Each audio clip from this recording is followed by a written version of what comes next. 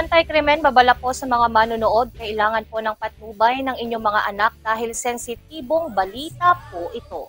Lasing na may baril inaresto dahil umano sa panggugulo sa Lupao. Arestado ang isang 46 anyos na armadong lalaki sa Lupao noong gabi ng September 24, 2025.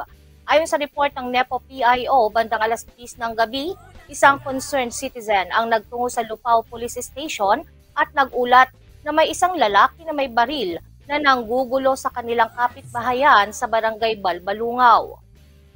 Agad na rumisponde ang mga pulis sa lugar at naabutan ng suspect na nag-iinom ng alak mag-isa habang may isang caliber 45 pistol na nakalagay sa mesa sa harapan niya sa terrace ng kanilang inuupahang bahay.